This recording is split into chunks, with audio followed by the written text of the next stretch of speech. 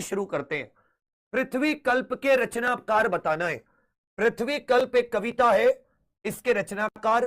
कुणाल गीत राजा कुणाल की कहानी काव्य है, इसके रचनाकार, इसके रचनाकार। सभी लोग खींच करके उत्तर दीजिए। पृथ्वी कल्प के रचनाकार और साथ ही कुणाल गीत के रचनाकार, अब सभी को बताना है। शाबाश, खींच करके उत्तर दीजिए। तो देखिए, पृथ्वी कल्प के रचनाकार गिरिजा कुमार माथुर है। ये वही गिरिजा कुमार माथुर है जिन्हें 1991 में साहित्य अकादमी अवार्ड दिया गया। 1991 में ही इनको व्यास सम्मान भी दिया गया, साहित्य अकादमी अवार्ड हिंदी के लिए। इनकी रचना थी मैं वक्त के हूं सामने। इनकी एक रचना थी जिसका नाम था मैं वक्त के हूं सामने। तो वही गिरिजा कुमार माथुर है जिनकी किताब थी मैं वक्त के हूं सामने। इसके लिए इनको 1991 में साहित्य अकादमी अवार्ड दिया गया। कुणाल गीत याद रखिएगा, साकेत यशोधरा पंचवटी, साकेत यशोधरा पंचवटी, साकेत यशोधरा पंचवटी, जयद्रथ वध के रचनाकार।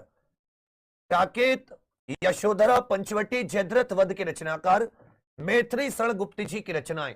कुणाल गीत किसकी रचनाएं? मैथिली शरण गुप्त जी की रचनाएं।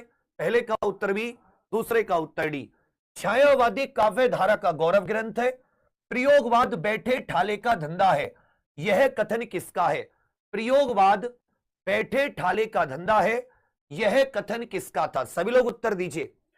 छायावादी काव्य धारा का गौरव ग्रंथ चिदंबरा, यह पंत जी का 1968 में ज्ञानपीठ पुरस्कार। राम की शक्ति पूजा निराला जी का। नीरजा महादेवी वर्मा, नीरजा महादेवी वर्मा जी का। और याद रखिएगा, राम की शक्ति पूजा, सरोज स्मृति इत्यादि, ये निराला। लेकिन जब भी गौरव ग्रंथ की बात आएगी तो याद रखिएगा जयशंकर प्रसाद जी द्वारा रचित महाकाव्य कामायनी। जयशंकर प्रसाद जी द्वारा रचित महाकाव्य कामायनी, ये छायावादी काव्य धारा का गौरव ग्रंथ है। तीसरे का उत्तर भी। प्रयोगवाद बैठे ठाले लोगों का धंधा है, यह बात नंद दुलारे वाजपेयी जी ने कही। यह बात प्रयोगवाद के विषय में नंद दुलारे वाजपेयी जी ने कहा है। तीसरे का उत्तर भी। चौथे का उत्तर सी, मनुष्य के लिए क्षमा, त्याग और अहिंसा जीवन के उत्तम आदर्श है। मनुष्य के लिए क्षमा, त्याग और अहिंसा जीवन के उत्तम आदर्श है। नारी इस आदर्श को पा चुकी है। यह किसके मतलब? नारी इसका मतलब जीवन के उत्तम आदर्शों को पा चुकी है। यह बात किसने कही थी? तुलसीदास जी किस दार्शनिक मत के भक्त कवि थे? गोस्वामी तुलसीदास जी किस दार्शनिक मत के भक्त कवि थे? तो मनुष्य के लिए क्षमा, त्याग और अहिंसा जीवन के उत्तम आदर्श है। नारी इस आदर्श को पा चुकी है। यह मुंशी प्रेमचंद जी ने कहा था। यह किसने कहा था? मुंशी प्रेमचंद जी ने।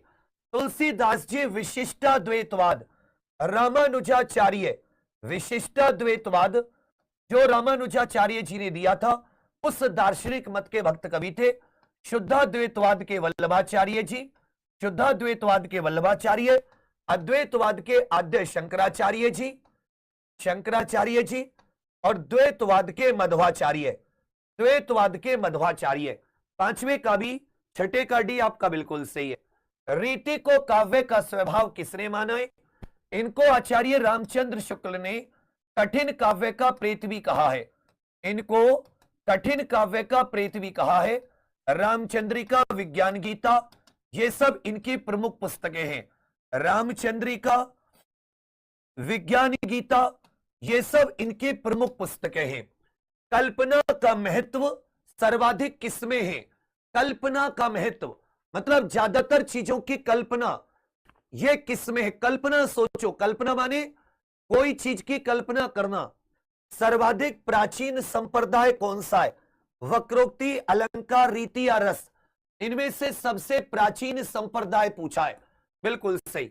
रीति को काव्य का स्वभाव आचार्य केशवदास जी ने माना है। इन्हीं को कठिन काव्य का प्रेत कहा जाता है। रामचंद्रिका और विज्ञान गीता इन्हीं की पुस्तकें हैं। कल्पना का महत्व सर्वाधिक यह स्वच्छंदतावाद में होता है। स्वच्छंदतावाद का मतलब है कोई लिमिट नहीं।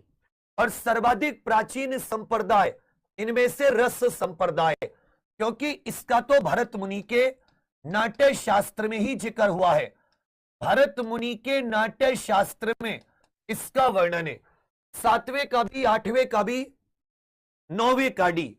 वात्सल्य को स्वतंत्र रस ने मानने वाले आचार्य, इनमें से कौन आचार्य है जो वात्सल्य रस को स्वतंत्र रस नहीं मानते हैं? हृदय की मुक्तावस्था को रस दशा किसने कहा है? हृदय की मुक्तावस्था को रस दशा इनमें से किसने कहा है? हृदय की मुक्तावस्था को रस दशा। तो वात्सल्य रस को स्वतंत्र रस ने मानने वाले आचार्य, आचार्य मम्मट है। कौन है भैया? मम्मट। और हृदय की मुक्तावस्था को रस दशा आचार्य रामचंद्र शुक्ल ने कहा है। हृदय की मुक्त अवस्था को रस की दशा, यह आचार्य रामचंद्र शुक्ल ने